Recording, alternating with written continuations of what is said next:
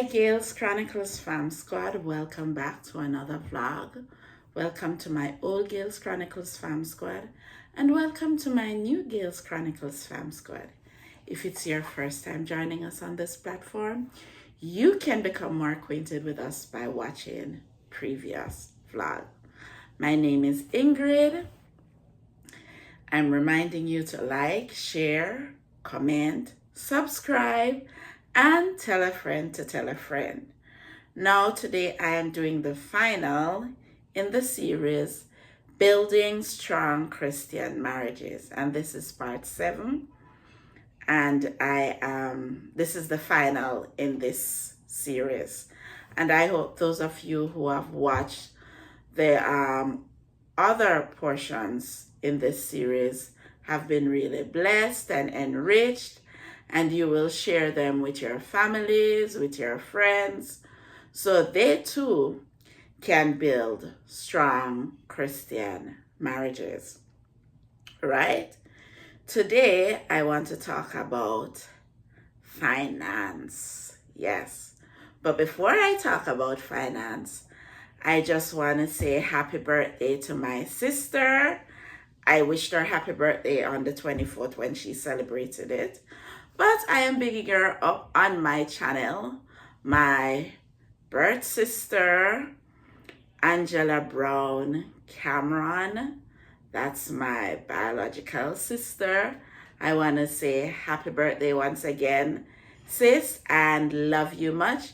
And I will post the thingy I did for her birthday on right here at this moment. So just watch it.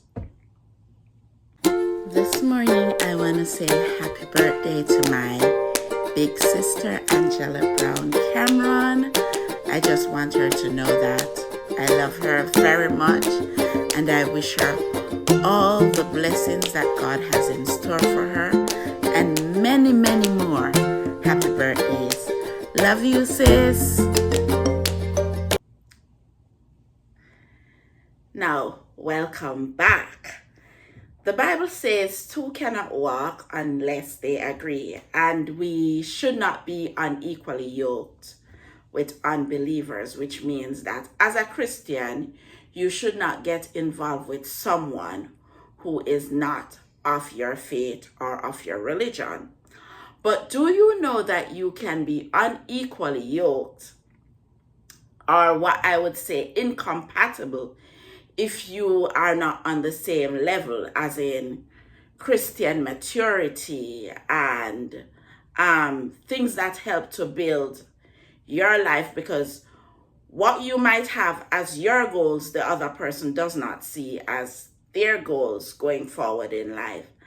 And so if you cannot come to a compromise or a consensus, it doesn't make sense that you continue with that relationship to marriage. I'm just putting it out there so that you can understand. You might not be equally yoked financially or academically. It does not mean that the person has to have a degree.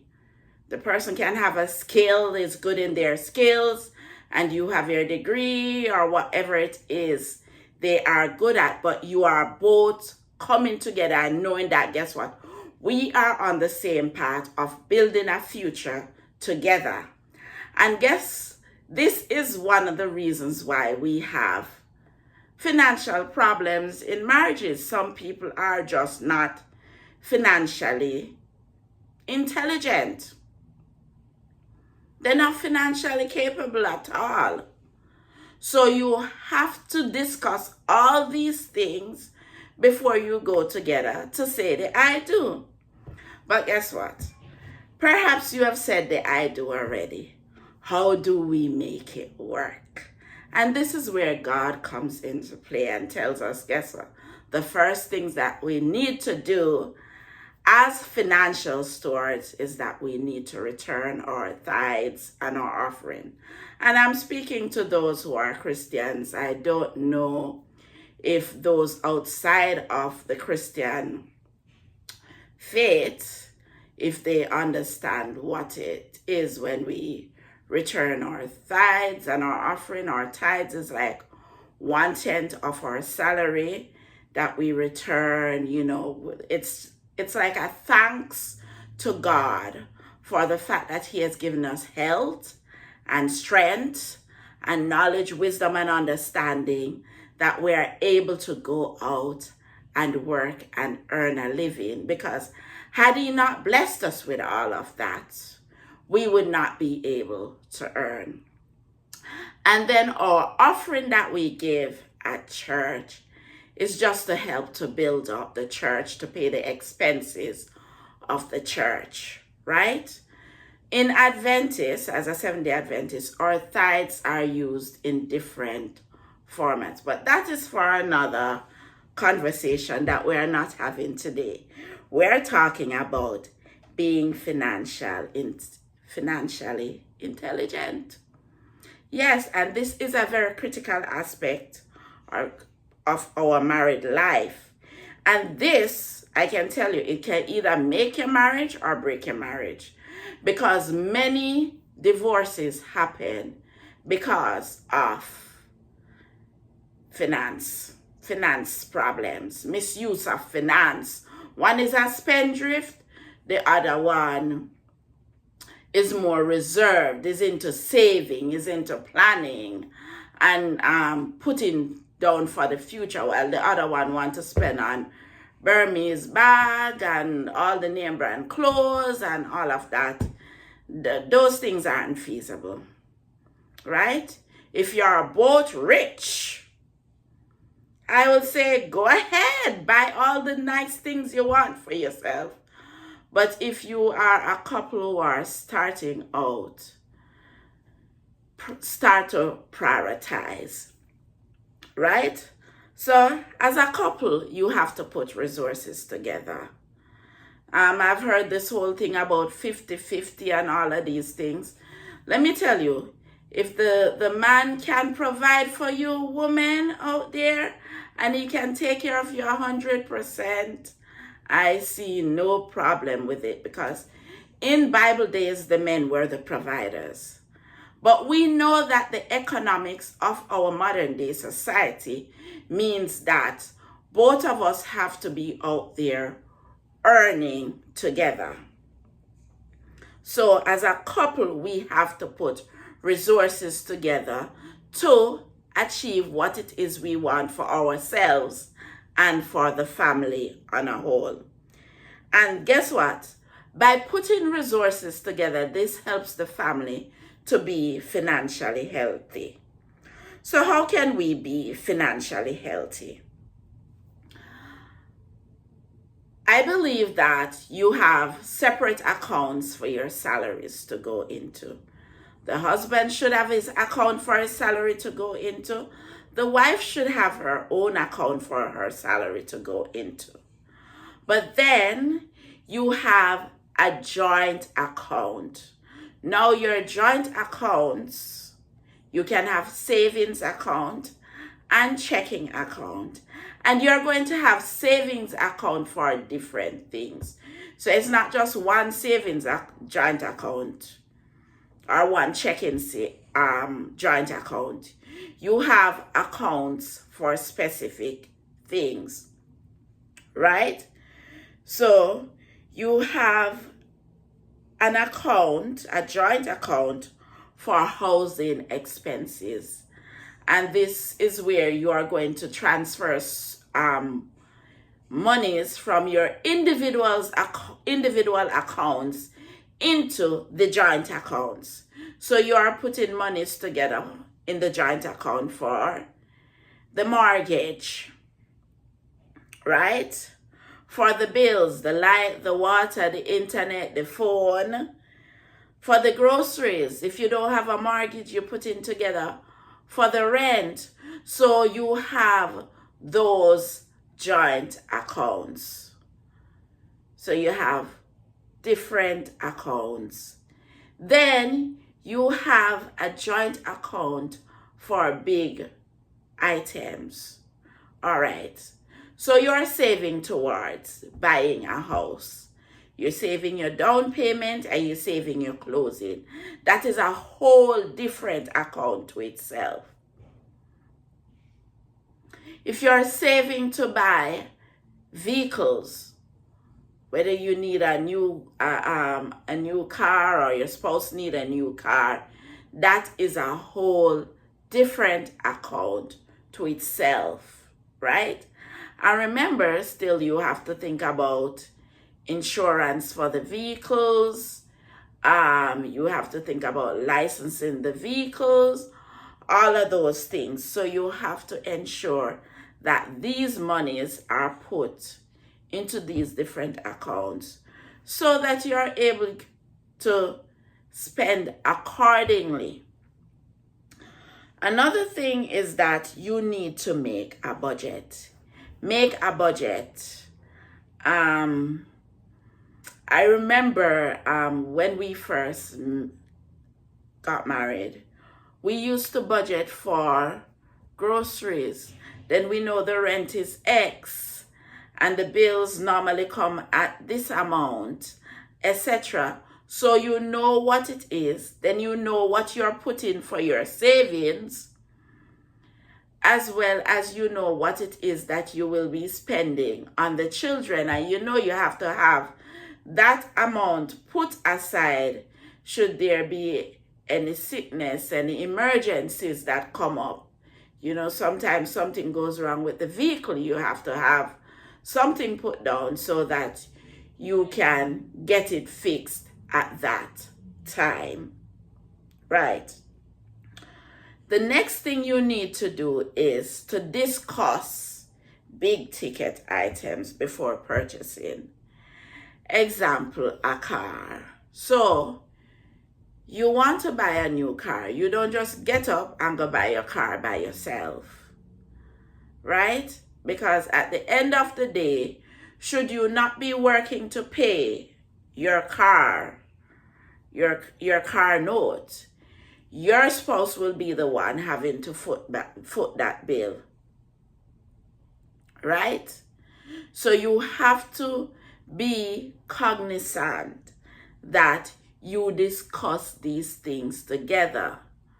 If you're going to take out a loan for something, discuss it with your partner before taking out a loan. Because if you lose your job, then your partner will have to be footing that bill, right? So always discuss big ticket items before you go towards it. Have a savings account for recreation, a savings account for vacations, for birthday parties, for gifts. Have a separate savings account for that. I remember when our son was born, TJ, and I decided that I wouldn't have a first birthday party or a second birthday party, because I don't think children really understand what it is you're celebrating and why they have all these people and they're playing all these games and stuff like that at that age. So I decided I would do his first birthday party at 3. And I opened an account for my son, opened an account for him as a baby. I mean, like 6 weeks in after he was born, I had an account for this kid. And I began saving in his account. So by the time he was 3, I had enough money to just throw him a nice birthday party. Awesome birthday party. I will see if I can find some pictures and put them in here so you guys can see. This was his very first birthday party and he was 3 years old, right? I'm going to put them in right here.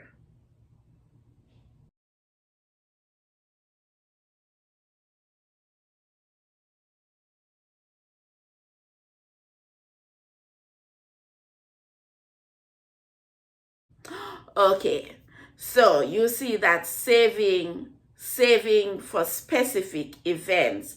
And I've done that continually until he was like 12 or, yeah, when he was 12 or 13. I think that was the last like big birthday party we did for him back home in Jamaica.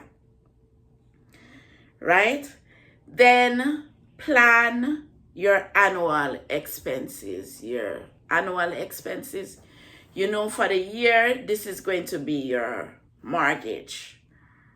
So you start to budget out these things, these big chunks of money that you have to pay yearly.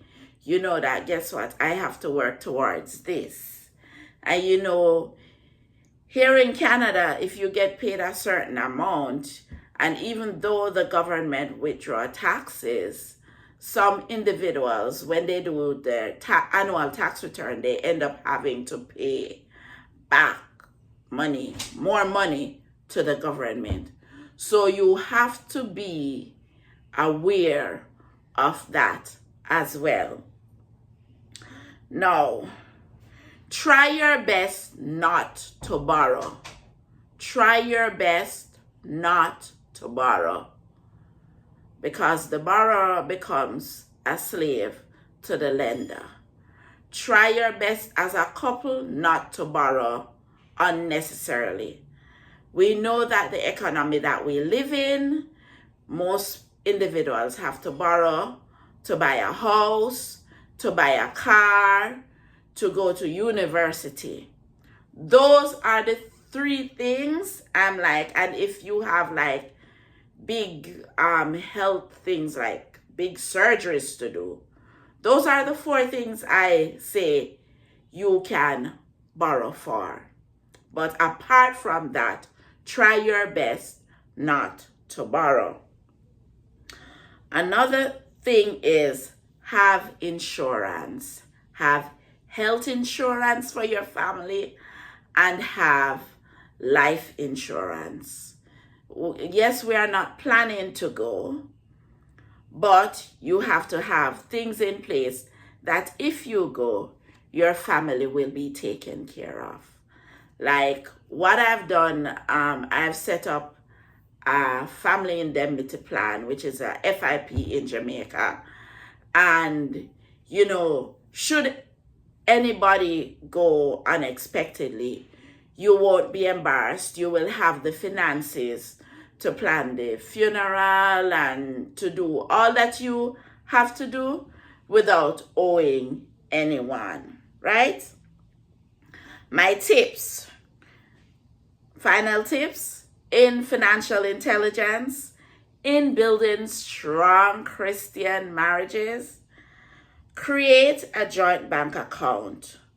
Put your children on your accounts. Yes, put your children on your accounts. Open accounts for your children and manage your finances together. Manage your finances together. I hope that this was educational and informative, and you can implement some of these steps in your marriage to help you attain strong, healthy, happy Christian marriages. Love you much. Remember to like, share, subscribe, comment, and tell a friend to tell a friend. Bye-bye.